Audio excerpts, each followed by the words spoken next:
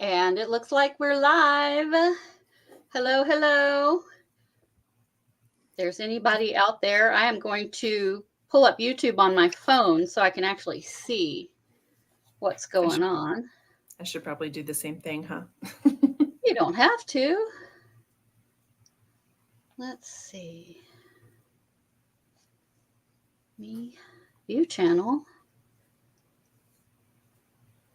One watching. I think that's one of us. Oh, it's probably my husband. That's probably John watching. Hey, he's your biggest fan. He is. It's great. It's good to have a fan like that. Definitely true.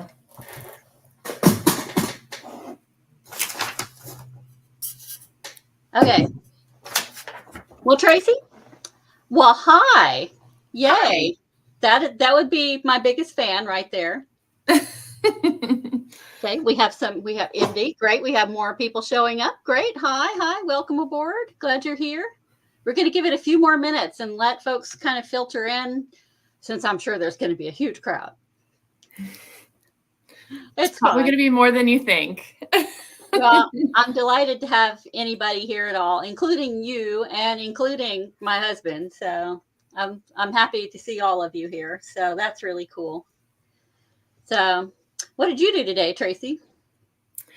I read your book, a good portion of it. And then because I had, as I told you before, I'd been able to read some of it, but not all of it. And so I was making a good chunk of that. And then I toted around my children, as is normal, and then got a little bit of writing done, not as much as I was hoping for, and then of course prepped for this. So how about you? How was your day? Are you excited for today? I am, and I've been very nervous about it, and I get really weird when I'm nervous about something. I get very skitsy and scattered, and I run around and spend a lot of time doing stuff I don't need to do. Like I made a wonderful effort cleaning my bathroom today. That sounds exactly like something I would do. So spotless. And thought of a bunch of other things that I want to do in the future, which is sort of not where my head should be right now.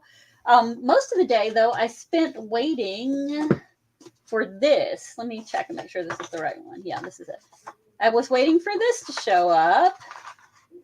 This is my hardback from Ingram Spark. Now, I have two hardbacks. Yay. One is the deluxe edition, which is from Lulu. And then there's this one, which is the one that you'll be able to get in bookstores. And if you ask your library to pick up a hard copy, this will be the one that they get. It's a really nice. It has a beautiful dust jacket on it. You know, you can see that it's a full wrap. It's a full wrap all the way around. Oh, how pretty is that? Yeah. That's so exciting. It's super nice. And the book itself is that digital cloth. So it's smooth. It's smooth like a case laminate, but it's blue and looks textured like as if it were linen. And look at that. Oh my God. It has my name on it. Pretty. I'm jealous. I still have not done the hardbacks, and that's something that I want to do down the road. And you totally should, Tracy. I highly recommend it. It feels like a real book now. Just getting the hardback in was a big deal. Now that's the Ingram Spark hardback, and okay. This is the Lulu hardback. Also beautiful, same beautiful cover and all that kind of stuff. But the thing that got me to produce a luxury edition, if you will, with Lulu is the fact that their book is not digital cloth. It is actually linen covered bookboard, and it's black. I had a choice of about 8 different colors with Lulu, and many of you guys know me, I'm a goth at heart. So I really wanted black because, you know, space and all that stuff. And then, of course, we have the very nice upside down. Have the title on the back and my last name because there weren't enough character fields to put my first and last name on the book. Well, it looks beautiful either way. Well, thank you so much. So we are going to be giving away one of these hardbacks tonight. So everybody who comes on, and I want to remind folks as they come in to post a comment And as long as you post a comment, you'll be entered to win a copy, signed hardback copy of the book. And I also have a lovely collection of swag that you could also win.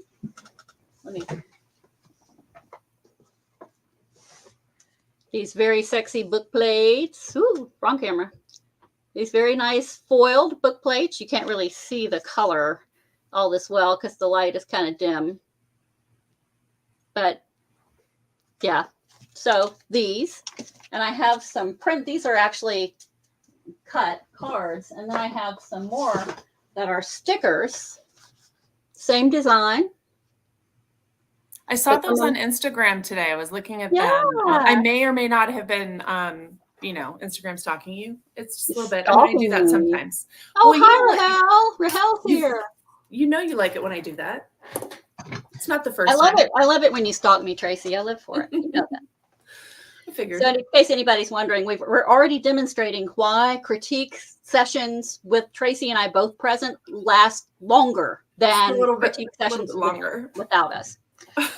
Because this goes on through the whole thing. It's true. Anyway, so we've got a few people here. It's about 8:08. I think I want to go ahead and kick some stuff off. If anybody has any questions that they want to post in the chat, feel free to post a chat for.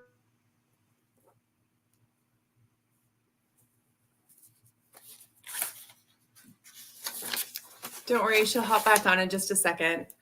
Either way, it's very nice to meet everyone who's here. If you guys, what she's trying to say is if for anyone who does have a question, please add one to the comments and they will definitely add on to, I was just letting them know that anyone who adds a comment to the chat will be added into the drawings at the end for both the swag and automatically entered for signed hard copy and also a swag box. So that's going to be some pretty groovy stuff. Okay, now I want to start by introducing my fabulous co-host. You guys have just been kind of looking at her going, who is this broad? It's true. That's okay. Let me introduce the lovely Tracy. Do you pronounce your name the official Italian way, like Canole, or is it Canole? What's your preference? It's Canole because technically it's actually Irish. Irish. Okay. Yeah. Wasn't sure. Yes. So, all right. Tracy Canole, Irish, not Italian. Author of this fabulous book, The Secrets of Eronis 8, which has, to be honest, 100% honest, some of the most interesting aliens I have ever seen conceived in any book. Okay. This was just like, I'm reading this. I'm like, where did that come from? So if you like first contact science fiction adventure, I want to encourage you to check out this book of Tracy's. She also has another series available that is a Source Rising is a YA, more YA. This is for grown-ups, please. Definitely. Source Rising is for YA, is a YA series, but grown-ups would enjoy it too. So anyway, Tracy and I have known each other for, God, it seems like almost no time, and it seems like forever at the same time, but we are part of the same critique group and had known each other kind of tangentially previously. So years now, what, 5, 4? I think it's been 3 or 4. Probably closer to 4, I think, at this point. But I was very lucky to become friends with you and be part of the same group. So I've learned a lot being part of your group. So yeah, you are absolutely always the person that I want to read my stuff first. So definitely, we've created such a phenomenal group that just, I think between all of us, we each provide such a unique view of our works that it's so much fun. I think it's just such a fun, I always get something out of it, and it's not something, it's always unique to each person. So that's what I love. Yeah. Yeah. It is. Everybody has such unique points of view. And that's one of the things, one of my writers, one of my newsletter subscribers, I can talk, give me just a second. One of my newsletter subscribers had sent me a fairly long email with a bunch of responses in it to some questions I had asked. And Karen, if you're watching, I'm talking about you. one of the things that they had asked was, what is your process? Do you work with a group? Do you have like writing buddies? And I have traditionally not had writing buddies. I mean, sometimes there would be a person that I would show my stuff to, but not usually. It was all kind of up here. And then I wound up in this group, and it's just been terrific. And now I have like 5 of the best writing buddies anybody could ever have. Everybody always has something super useful and helpful to say. And there's none of this goofy, backbiting, competitive stuff happening. Everybody wants everybody to do the best they can. So I would 100% agree with that. I've had some, so I haven't been writing as long. I think my background's a little bit different. But when I did write, I've had a lot of really bad experiences with terrible critique partners or people that came in, and when they did critique, they would just rip you to shreds. And I think that's one of the reasons why I haven't written as long. As, you know, I would write something and then it would just get destroyed, or my confidence would just be torn apart. And so then when I did start writing, it took me a long time to finally agree to, you know, really start showing people who I didn't know and didn't trust to give anything. And then when I found you guys, and we made we did make some pretty strict rules initially, but I think it was for the best because, you know, I think realistically, when we went into this, it was very much we want, you know, we're all in the same, maybe not in the same step of the career, but we all understand what it means to care about something so much. We're not writing hobbyists. Right. None of us are writing hobbyists. Right. So. And our goal is to make quality writing. We want to make sure that it's not just something that we're pushing out quickly. Not that there's not necessarily people that can write phenomenal things straight out the gate, right? Like there are definitely people that, I am not one of those can do that. I am not necessarily someone that can do that. I'd like to take a little bit of time and make sure that what I'm putting out is as good as I can get it. And the great thing about the people that we've got is we really do lean on each other and put it out, and then make sure that when we do provide critique, it's as clear and concise but kind as we can. Yeah. And help her out too. I mean, you've called me out a few times. Well, I mean, we're there for critique, right? Oh, for sure. Yeah. And I mean, that's what it is. I think we really want each other to write the best stuff we possibly can. And this is a very different book now than it was after the first. And I mean, you guys weren't even in on the first pass. Michelle read a really early version of it. Part of a really early version of it. It's totally different. She's not even going to recognize it, right? I mean, that was before our group. And then you guys have gotten a few chapters of it, but not a whole lot, because I have been working on this for a long time. And bless you. And I knew I was ready. I knew when I was ready to publish it. And that's one of the questions that I got, again, from one of my, who asked me that? Okay, Carol. Carol asked me why self-publishing now, because I'd been pursuing traditional publishing. Right. And to be fair, I am still pursuing traditional publishing, but not of this book, right? My trad pub book is not going to be this book. It's going to be a different book. So I had a conversation with an agent at the Atlanta Writers Conference, absolutely cool dude named Zabe Elor. And they said to me, when I was talking about this particular work and not knowing whether I wanted to self-publish or what with it, and he hadn't even read any of it, but he just let me describe it to him. And he goes, well, that's not what publishing is looking for right this instant. They are looking for the kinds of things where the environment itself is almost a character. Okay, this was maybe a year ago, maybe 2 years ago. He said, but just because there's not a publisher for this book doesn't mean that there aren't readers for it. So you have two choices. You can either put it aside and wait for the market to come back around, and it will, or you can just independently publish it. So I thought about that for another year, probably, and took the same book back to the Atlanta Writers Conference the following year.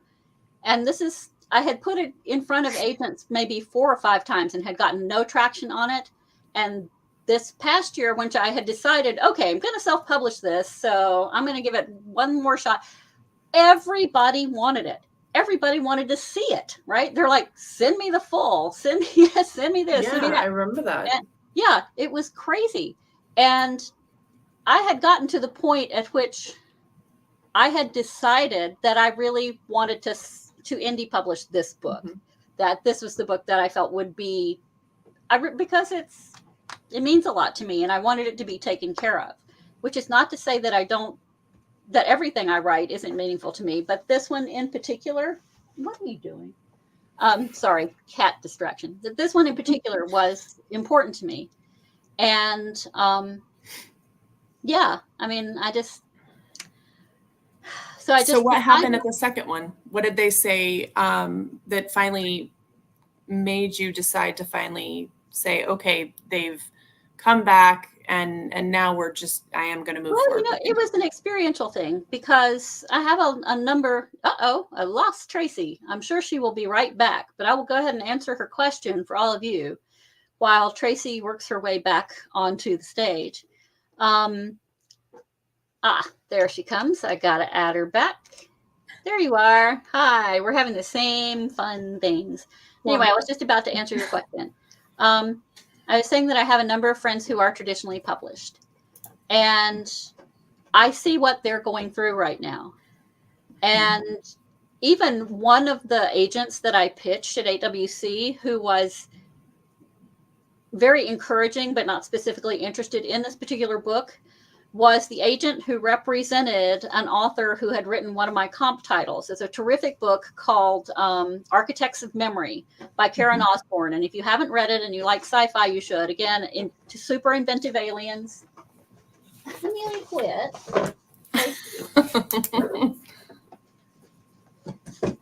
Gracious. Anyway, super inventive aliens. You can already tell what I like in my sci-fi, right? Super inventive aliens, really compelling people, human interaction, big part of it. They had published Karen's book and her second book, the sequel to Architects of Memory, which is Engines of Oblivion. And they cannot find anybody to publish the third book. The publishers will not buy her third book. And they're standalones that are related, but they're so good. And I thought, if you're producing this kind of quality and there's still absolutely no reason to believe that somebody will publish your book, or another friend of mine who I was hoping to have on tonight who wasn't able to come on, is a mystery author, and she had a 2-book deal. She published those 2 books.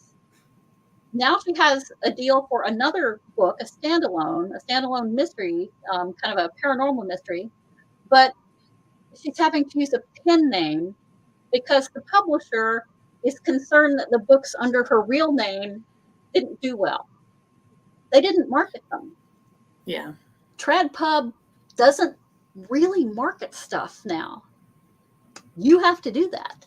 And so all those things being equal, I thought, I want this book to come out sooner rather than later. Again, the lag time on TradPub, for any of you who don't know, can be anywhere from 1 to 2 years. Clock is ticking here. I'm not getting younger. And I have other stuff that I want to write. So I decided to self-publish, A, for expediency, B, to have the control, not to have somebody to tell me they wanted me to change the love interest to the other person or make it, less sexy or more sexy or, any other thing. And also just for the sake of of being able to control things. I mean, I'm lucky, and then I have a little bit of a marketing background, so I know how to go in and do all this stuff. And I'm also fortunate in that I have graphic design background, so I was able to do my own covers. And the cover is usually a big expense. It's a big expense. And I'm pretty pleased with the way the cover came out, despite it's beautiful. Thank you. I'm excited about it. Part of the swag that will be in the swag box will be some postcards featuring the cover art. So something extra. So even more reasons to want to win. So well, and I think that's the case. I think a lot of readers now, I think a lot of the market has changed where, you know, there are a lot more readers that kind of jump between indie and traditional, and there's a lot of misunderstandings and at the same time, I think there's a lot more people that are understanding that, you know, the quality of indie authors is just as, you know, clean and, you know, focused and all of that. I mean, there's just as much effort being put into the indie authors as there is to the traditional. And I think that's become definitely more clear in the last, you know, 10 years, 15 years. And so that has not just in the publishing industry, but in the reader community. And so it's really nice to see, because when you have, I hope that continues, because when you talk about, especially in the reader world, there's so many phenomenal novels that you can come across from indie authors that when you find a great author, you're just like, I'm going to read all of them. And there's, you know, it's so much fun. So, I guess I have a question. I mean, specifically talking about your book, because I would like to know a little bit more, and I'm sure the people watching would like to know. And because you were talking about not just publishing, but like when you originally were talking about your process, what was the hardest, like when you are talking about your writing, you know, what is your process when you write? What's the hardest thing for you when you write? You know, do you really love plotting? Do you really hate plotting? What do you love, just diving into the characters? Like what's your hardest part? What's your easiest part? What is plotting? What is that? Some people love to plot, some people don't.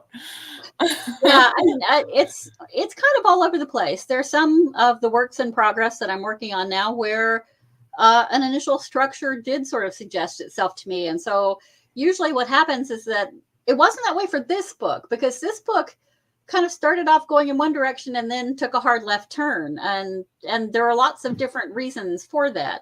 But in general, I usually start with a character or two characters who are having some kind of interaction, and then the story springs up around them. Okay. And that's how Stars came to be. It started off with Arden and Faith kind of having this initial interaction. And if you read the book, you know that Faith is the main character and Arden is sort of the ostensible male lead, and sort of sometimes love interest. They have a long history together, and I had started writing a scene just out of nowhere, you know, and had written down this scene, and then I thought, well, I like these characters and I'm interested in them and they're sticking with me, so I need to let them talk some more. And it just kind of went out from there. For me, the hardest part is like just getting going on it. I found that I will, anytime I hit a block, I'm sorry, Kitty.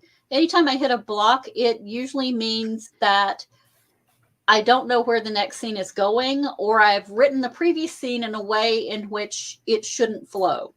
It doesn't fit quite right. Something's not clicking. Yes. Yeah. I can yes. Or I've done something wrong. Like, and it's not, sometimes it doesn't click quite right. You'd laugh at me actually recently if I told you the most recent thing that happened to me. You'd actually really laugh at me for that one. And then you'd roll your eyes, but that's okay. I'll tell you about that later. I would roll my eyes. Oh, but I do roll your eyes. But with, so with that, when you're talking about this particular, like, so can you I don't know if everyone has read this. Can you give us kind of a rundown of what happens in this one? I mean, we haven't really read the back of the book or what's, you know, I mean, anything. Can you give us a little bit more about this one so we can... Let me read you the inside flap from the That would be great. A saboteur on the loose, a target on her back, an enemy wearing the face of a friend. Someone is attacking the people of independent planet Iona with a chemical weapon that drops them into stasis and turns their bodies blue. Faith's history leads her to believe that it's the ubiquitous company trying to wipe the planet of its population. But why? Proving a connection between the company and the attacker might save Iona from both. But Faith's prospective allies all suspect each other. Should she trust the new arrival whose nice guy persona doesn't quite match up with rumors of a shady past? Or the frosty company official who clearly has an agenda of her own?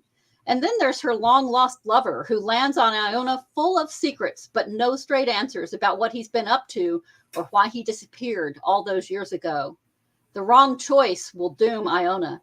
And as Faith discovers the hidden truth about the little planet, she realizes the company may be the least of their problems. So I've been digging, like I told you today, I was reading and I've been reading a good chunk of this and I'm having so much fun trying to figure out who is the bad guy. Like, you know, I mean, especially that I am a writer, right? Like I have the tendency to be like, ooh, right. And I'll dig just a little bit more. And I have so much fun with that as being just a reader, because, you know, I read excessively and to probably an unhealthy level, as there I'm is sure no you such do thing. as well. You say that. My children would disagree. They don't know yet. They're not old enough to know yet. Oh, I may or may not have made a bet with my daughter this summer that if she read a certain number of books, she would be able to get to go to a play this summer. And I have inadvertently turned her into me. And since school got out, she's read 7 books. And I'm like, oh, wow. I'm counting that as a win. That is a win. Heck yes. So I'm counting it. And we're currently reading one book out loud. So would be number 8, I think, 8 or 9.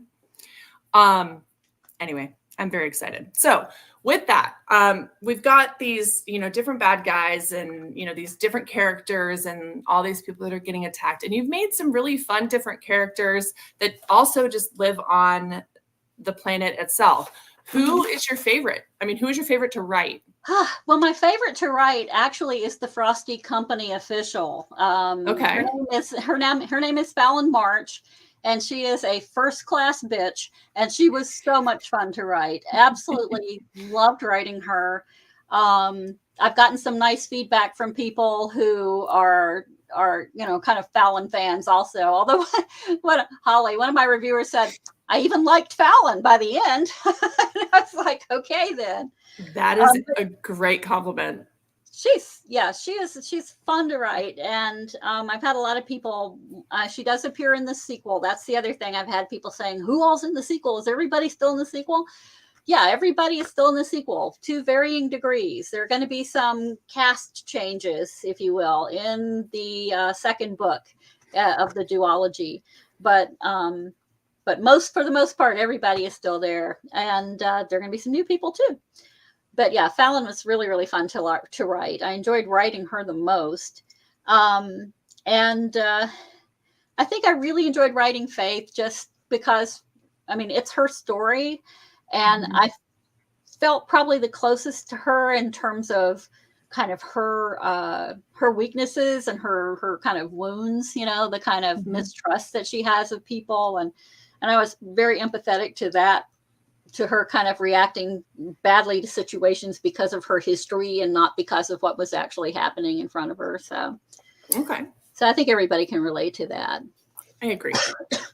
I think she's a very complicated character, and I think you did a good job kind of showing that, definitely the distrust, but also at the same time, she's still kind of soft and squishy on the inside when you get past her walls. And that's kind of fun to see when you get a character that has those multiple layers. And so I think you did. She does have some complexity, and I have to tell you, I owe that entirely to the Tarot.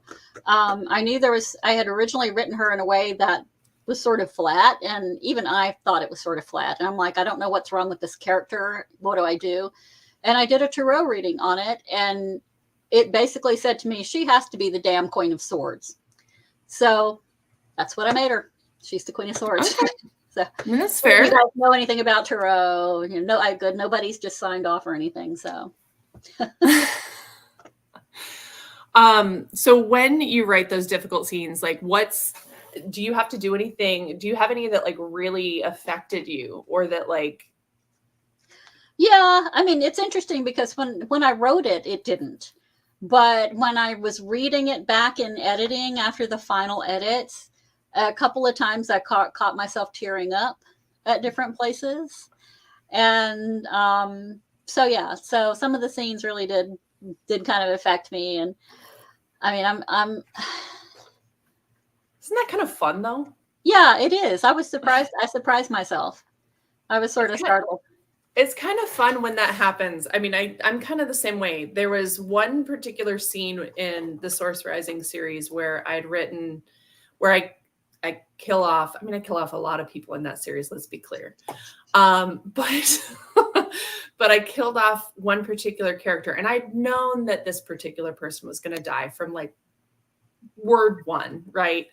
And when I finally killed this person off, I had written the scene, and I remember my husband walking in when I was writing it and him being like, "Are you okay?" And I'm like, what's wrong? And he's like, "You're crying." And I'm like, "No, I'm not." And he's like, "Yeah, babe. No, you're crying." And I'm like, "Oh, yeah. I'm fine. I'm just killing someone off. It's fine." Yeah, I don't have that when I write. When I'm writing well, I didn't know. Oh, but then when I edited it later, it was so much worse. Like when I read it later, and then, but what the best part was when I got cursing from my friends or like the beta readers later, and they were like, I was proctoring an exam, and I didn't know this was going to happen. And then I was getting, death threats because I killed the poor person. I beta read a book for my friend Nisha, and at the end of it, something very unexpected happened. And I just typed on Facebook, "God damn you, Nisha." I'm so angry at you. And her response was, she hearted it, and she's like, "You just made my day." Insert evil laugh here. Pure evil. I'm sure every single author's like, yes, but then every single reader's like, I don't like you. Go figure. I mean, that's kind of how that works, right? Let's see. I do want to read a little bit of the book to you guys, and I'm not sure how long that will take because I'm totally unprepared and didn't rehearse any of this because reasons. Clean bathroom. Would you like to show it? No, let's not do that. That's a little weird. Reminds me of the time that I showed back when I was adjunct teaching at the Art Institute in Charlotte. And I was supposed to have my last class on a day when John got sent to Italy for a business trip. So I was doing it as a virtual from Italy. And this is before people were using Zoom and stuff like this for class stuff. Nobody had even done this before. This was pre-pandemic. And so my students, they all came, they hooked up my computer to stream to a projector in the front of the room. So it was all projected huge in the front of the room. And they could all see it, and I could hear them. I couldn't see what was on their computers or see them in the room, but I could hear them. Okay. And they all started asking me, begging me to turn the laptop around so they could see Italy. Right? Like they're going to be able to see the entire country from this hotel room in Canigliano. But I did. I turned it around, and we were on a really impressive little street. And I held my laptop out the window and kind of turned it around and did kind of the panoramic view. And I could hear them all going, "Oh, wow. Oh, my God. That's so cool." It was really hilarious. That's really adorable. Hilarious. So, but yeah, that's another reason I write is to kind of give people little windows into these other places in my head. And the cat wants out, but she's just going to have to deal with it. Just going to have to deal with it. So anyway, what do we want to do next? Do I want to read next? I think that's fantastic. Okay, I'll read a little bit of the book. Hopefully I'll be able to see it. Hopefully I won't go dry. Hopefully I haven't picked out too much. I think This is actually something that happens. This is basically the part of the third chapter. Okay, this is the third chapter, which a lot has already happened. Faith has landed on Iona, planet Iona, which is her home now. And she is telling a story to someone else about her time on Homeworld. She's just had basically the equivalent of a PTSD attack, remembering what it was like there. And this universe is a place where corporations and companies own entire planets, entire planetary systems. There is no war. War has been illegal for 1,000 years, but there's still plenty of competition and back dealing and kind of backstabby stuff. And while defensive weapons are allowed, offensive weapons are not allowed, and that comes into play later on.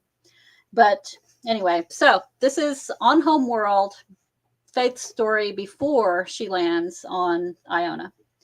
And she's just made a discovery, and she's talking with Arden, her partner. Okay. It wasn't enough to simply tell him the story. He needed to see this with his own eyes, and I needed to do something to set things right. So I made him come with me to the resident services building, running through the city in the middle of the night. The streets were oddly quiet. Abandoned vehicles were everywhere, some left sitting at intersections, others bent and twisted around each other like putty. The occasional empty public transport rattled past on its journey toward the maintenance yard, its 24-hour circuit disrupted. We encountered one security team patrolling on foot, but ducked behind a personal conveyance that had lurched across the sidewalk, and they walked past without seeing us. When we reached the building, I led Arden to a little-used side door. It purred quietly as it processed my credentials and swung open. The floor tiles radiated a soft light and provided a ghostly illumination of our progress through the dim hallways to my office. The street lamps cast their soft glow into the room through a wide picture window. I didn't bother to turn on the lights. I appreciate your conviction, but I've already made up my mind, Arden began as I sat behind my desk and pulled up my computational screens. Hush, I interrupted, not taking my eyes off the lines of code that scrolled across my virtual display. You're not the only master programmer here, and this isn't even complicated. If you just told me everything, I would have made the connection sooner. I don't know what you're talking about. If you're planning to... Shut up, Arden. Sit down. Let me finish. I'll have something to show you in a minute. Startled into acquiescence, he sat down. My fingers flew over the virtual keyboard in front of me, and I found what I was looking for. One glance told me I'd guessed right, inspiring a mix of heady elation and freezing dread. A few quick keystrokes later, and the most important project of my career was disabled. A long stream of data poured out in front of me, sparkling golden lines of code against the darkness. I quickly copied the data and keyed in the information to print to a chip. A few seconds later, the small white plexi piece popped up through a slot in my desk. Here, hold on to this, I said, handing it over to him. Arden absently tucked it into his pocket. I turned back to the display and called up our version tracking, narrating as I searched for the detailed records I wanted.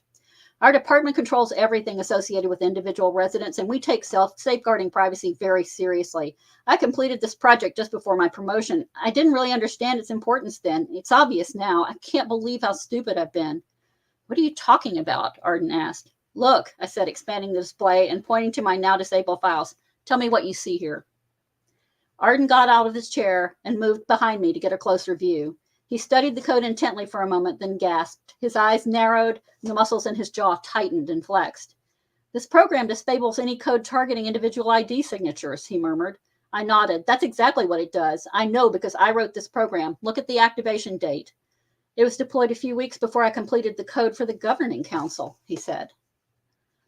And it runs on every piece of software that's pushed out to the public space, our own surveillance, incident tracking, medical, environmental control, and transport, he finished grumly, his mouth drawing into a taut line. I'm guessing if we looked at the updates I pushed out across Homeworld, we'd find all my snippets were removed by your program, and something else causing all these malfunctions was inserted by some other piece of programming we can't see. Whatever it is, it's behind a firewall that requires the highest level of security clearance. I turned toward Arden, feeling the desperation mount inside of me. You're being had, Arden. The company knew what you were doing. You're not the cause of what's happened, but they clearly wanted you to think that you were, and you were just about to fall on the sword that they handed you.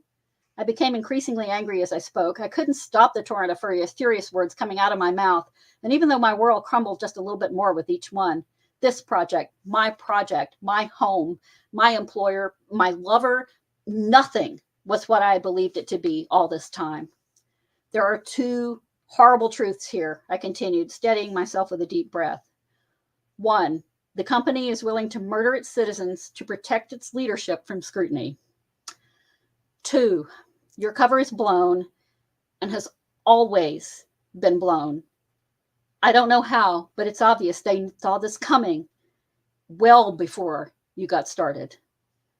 Arden glowered at the screen, his hands balled into fists. People died because of this, he shouted. I want to go into master control with a sledgehammer and bust the place up. No sledgehammers, I interrupted. That chip in your pocket should have the data you were after, the movements of the top-tier company officials across the last month. We need to get you out of here and on the next ship to anywhere, because if those people are as nefarious as you say they are, your life is in danger.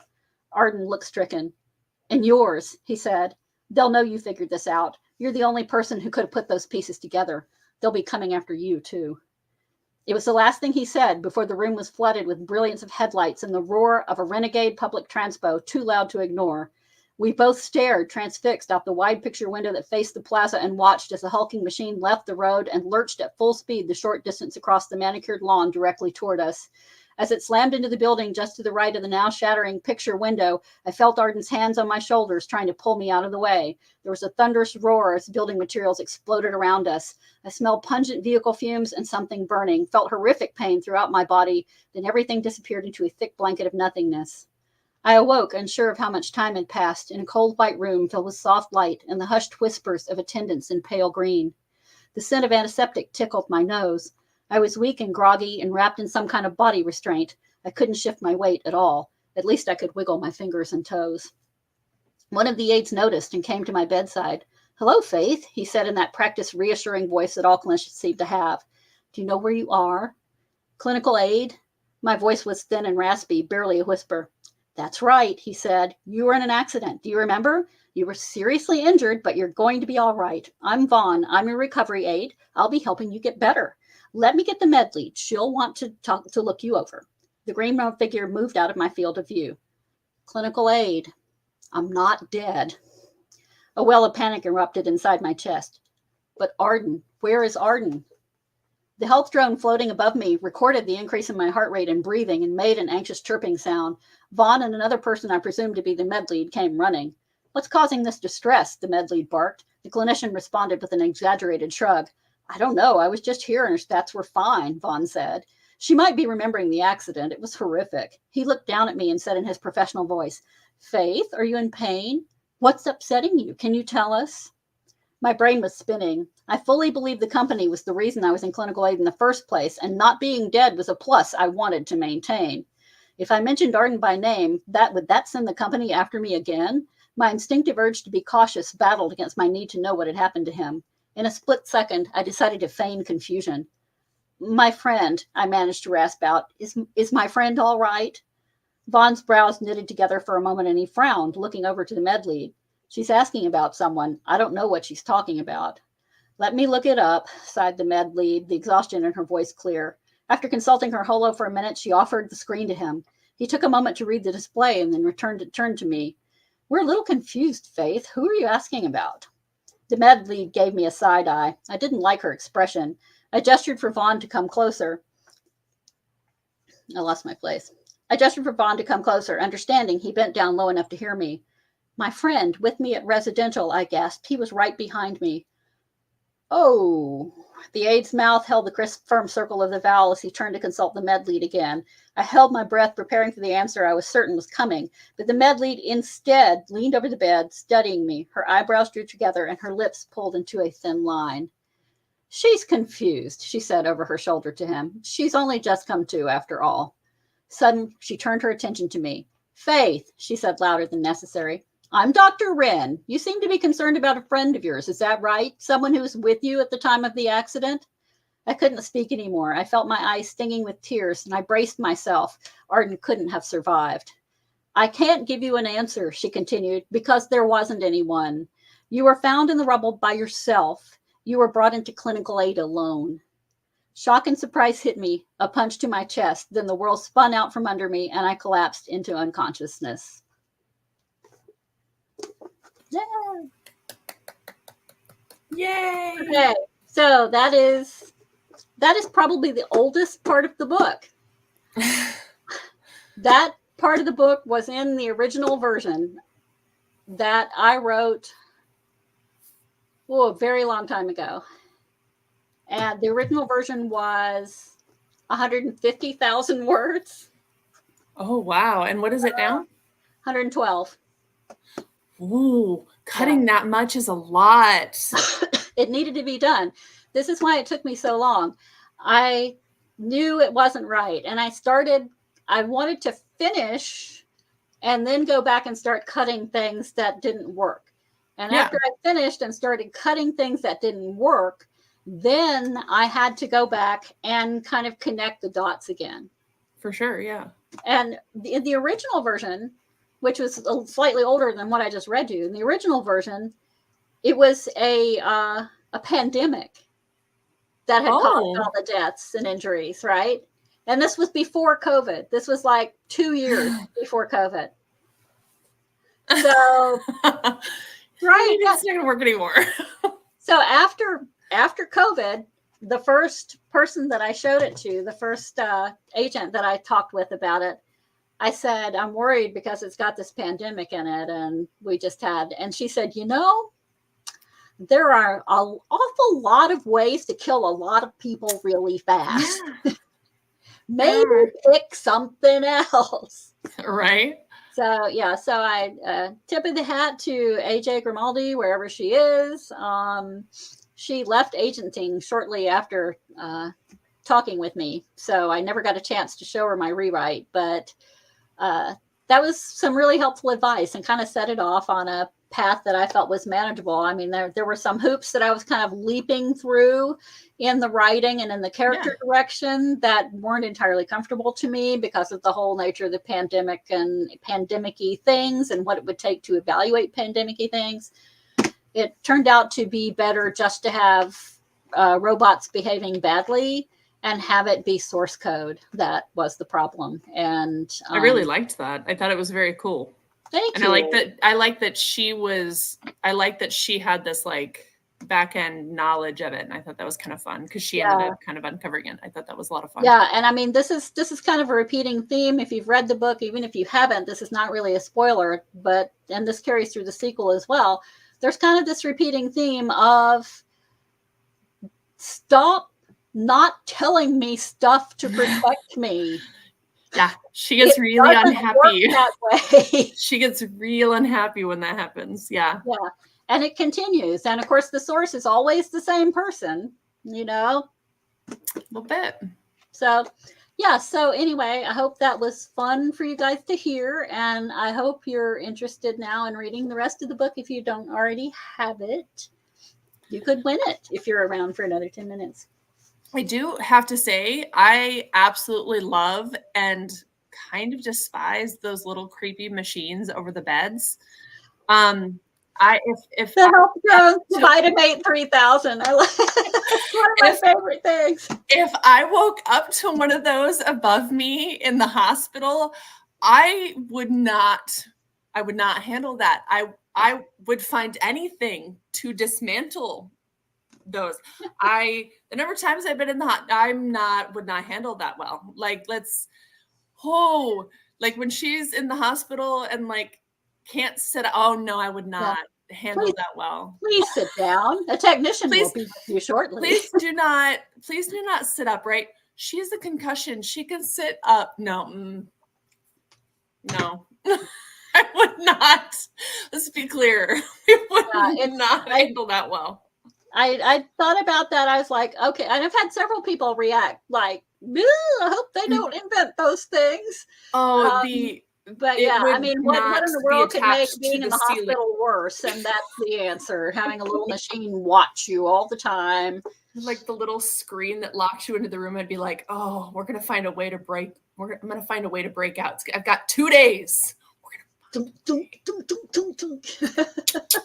See how I can annoy the staff as much as possible before they break me out. Assistant, please. Yeah. Assistant. Write me an It was assistant. great. Because it's one of those that it was just that amount of like, oh, yeah, no, it was perfect. So okay. So what are you working? So you're obviously working on book 2 now. So what is your hopes and dreams for that? Like what's coming up? Yeah, exactly. Yeah, book 2 is I'm about 65,000 words into book 2. I actually started writing it almost as soon as I finished book 1 because I actually started writing it from the middle, and I wrote it from the middle backwards. That's fun. Because I had a really clear idea of what was happening in the middle. And then it was interesting because as I changed up things in book 1, the Iona Duology book 1, I changed the way that this book ended. And that's when I discovered I could write the beginning of the other book, because this book didn't end in the right place. It was all linked together. And now it does end in the right place. And I've written the beginning and the middle, and I'm sort of in the middle right now, the end of the middle. And I know what's going to happen, but it's just a matter of sorting it out. So I'm trying to get that written and into editing by September. The goal is to publish it late November, early December. So if you have anybody who's giving you Barnes & Noble book gift cards or Amazon gift cards for Christmas or Hanukkah, then you have an opportunity. Yeah. Anyway, yeah, so that's what I'm working on right now. Hopefully that will be written and in editing with my editor in September. And I'm going to pick up in October, the book that I think will be my TradPub book. We'll see, right? We'll see. I've pitched the idea to probably 8 agents, and they have all uniformly said, send it to me. And I mean, not even, I would be interested in seeing it. It's send it to me. So they love the idea. I love the idea. It's a fantasy. It's an alternate historical time travel fantasy. So it's a fantasy without dragons. There are no dragons. There's magic, but no dragons. And it takes place both in the 1660s and the 1990s. So if any of you guys have 1990s nostalgia points, it's going to be chock full of them. Also, cameo appearances by some internationally famous groups. It takes place in Scotland, right? Basically in County Argyll in Glasgow. So that means that the lesbian Avengers play a big role in the book as well. And I actually had a nice chat with the librarian at the Glasgow Women's Library, who was friends with a number of the original lesbian Avengers, who put me in touch with some of them. So I will be interviewing Very cool. Avengers. And a nice little man, lovely man, who is the head librarian at the Isla Museum, because a part of it takes place on Isla, which is an island just off of the coast of Scotland. And he actually talked to his friend who has written the definitive history of Isla, and I mean definitive to the point where they use this in college classrooms and who are doing historical research. Oh, yeah. Okay, I will, Rahel. Thank you. And he actually asked his friend about Isla in the 1660s and what it would have been like. And his friend had written this book that was out of print. And his friend gave him the book, and he made copies of the pages and emailed them to me. Oh. These people have been so nice. So I'm really excited about getting that one out, just because it's great. It's called Maelstrom, and it'll be fun. It's a lot of fun. Hopefully that will be the one. I think I've gotten to see a little bit of that. Yeah. And then the vacation book, the book that I'm writing when like the heavy stuff is to be too much, is a romantic comedy called +1 Jinx. So I'm excited about that one. It's fun. It came blasting out of me. And I just have some more things that I have to sort out. Romance is actually significantly harder to write than just about any other genre of writing. And people don't admit that. I mean, they don't realize that. I think readers maybe get it, but the people who don't read romance don't understand how hard it is to write a good one. It's really easy to write a crappy one, but you have to understand these people, and there have to be reasons for the things that they do, and they have to follow certain tropes to a certain extent, but they also have to make sense. And there's very strict rules, and the readers are very specific about those rules. And if you break them, it has to make sense, because readers will call you out. They will say, why the hell is she with this guy? She would never be with him. Yep. You know? And so I'm having to think about all those things. I have to think about the male character. He has to have his own particular injuries too, you know, his own particular foibles and stuff. Right now, they're sort of flawed in the same way, and that doesn't really work. There needs to be some dynamic tension there. And the way it's written right now, the main character's friend, who's getting married soon, is providing kind of all the dynamic tension, because she doesn't think very well of this guy. So I have to think of how this is going to branch out and expand. And there's a lot of thinking that has to happen when you write. That's the other part, is that you can't really just write. You have to think about it. And if you don't think about it, it's obvious. There's a lot of, I mean, in trad pub too, there's a lot of crap out there. There is. And you can pick it up and go, did you just get tired of writing and decide to just stop? And I mean, I felt that way about Christopher Paolini's To Sleep in a Sea of Stars. That was like, okay, so the book was about 200 pages too long. It was really good right to the middle, and then it's like he got bored with it and quit.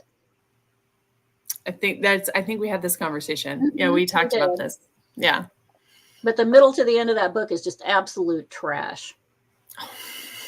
Sorry, Christopher. Go back to writing YA. You're good at that. Harsh. I know. I'm terrible. But I love what I love. You know, what can I say? So how can your readers discover more of your work? So for those who come across this who aren't familiar with your stuff. Yeah, if you come across this after it's recorded, and I hope a lot of you will. I hope there are people who are watching this after it's played. Feel free to go to my website, emarierobertson.com. And you can find all the information about my current book, about what's coming up there. I'm going to be jumping into doing some TikToks on works in progress. And you can find me. My TikTok is also Marie Robertson. Instagram, same thing, Marie Robertson, just pretty much everywhere. And I have a Facebook a persona, Marie Robertson author. I think that's the only difference with that one, is it has author tacked on the end. But I'm easy to find. If you find my website, emarierobertson.com, you'll have all my socials listed on it. And you'll also have places where you can buy the book. Out now in ebook, paperback, and hardback. And since Draft to Digital and Ingram Spark have done their thing, you should be able to actually request that your bookstores carry my book. And I'm going to be going around to, and I have this on my list of things to do. And given that cold calling people is like my least favorite thing ever, Right. I have this huge list of bookstores that I'm going to be contacting in Anderson, Greenville, Athens, Atlanta, and kind of the surrounding easily Travelers Rest, Clemson, kind of upstate South Carolina and North Georgia. I have a few folks who have inns for me there, but I'm trying to get in there. I'm also going to be hitting up bookstores in my original hometown of Bartow, Florida. If anybody is watching from there, then check out the acknowledgments. I acknowledged an old friend of ours who, after thinking about it, after he passed away, I realized he was the person who got me into sci-fi. So if you're a Bartow person and you're passing through, there's an acknowledgement of our friend John Bumgarner in here. So that might be nice for you to see. And I love it. I will be calling on members of the YWLC to recommend bookstores near them as well. So, and sisters, you know who you are. And I'm also going to hit the Raleigh area, Raleigh-Durham, Chapel Hill, since I used to live there and still own a house there and still have lots of friends there. So I will be hitting that area up as well. So that's it. It's 9 o'clock. Oh my God. Thank you for coming. Rahel and Caroline, love you to pieces. Michelle, thank you. Anybody else who popped in and didn't leave a chat? Thank you, John. Anybody who maybe popped in and didn't leave a comment, please leave a comment on the video. I am going to leave it open. I'm actually think I'm going to do the giveaway after we finish the live stream.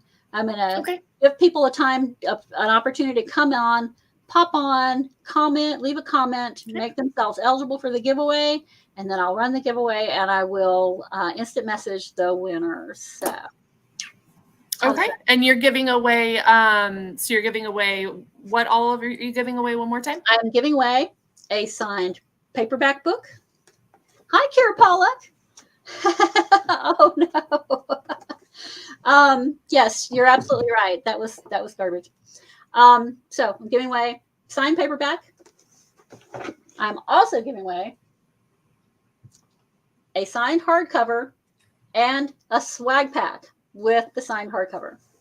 And there was actually one more thing that we had talked about beforehand. For anyone else, just in case you're still on, I was going to, for anyone who also wants to put in a comment, if you would like a chance to win a electronic copy of the Secrets of Eronis 8, you can also go ahead and put in a comment, and that will be an option as well. So that's a separate. And you already heard my plug for this book. You already heard my plug for it. You know how much also an option. So, and there will be a sequel, I'm told, one day. Yes, there will be. I'm working on that. I'm currently stuck to do another series, but I'm also working on that. I have 2 works in progress. I really shouldn't do that at the same time. Yeah, well, you know, I shouldn't either, but I do. So I do. Yeah, you get sucked in. So. Well, right, I really appreciate you having me, and thank you for everyone else that's watching to let me join as well. Yeah, thanks for coming on, Tracy. I really appreciated you having you here, and I figured if nobody else showed up, at least I knew I would have somebody I could easily talk to for an hour. So. Well, it's a wonderful book, and I'm really excited to have been here. So thank you. I'm glad you were here, and thank you to everybody who came. I really appreciate you being here, and I hope if you bought the book and you read it and you liked it, please feel free to leave an honest review. And I look forward to seeing that from you as well. Okay. All right. We done? Thank you, everybody. Bye-bye. Thank you so much. Oh, one more thing. If you want more of this, I'm going to have a live podcast next week. And there will be details appearing about that on my social media any day now. So just follow me in any of those places and you'll get the info. Or comment here, send me info, and I'll make sure to send it to you specifically. Okay. Thank you, everybody. Thank you. Good night.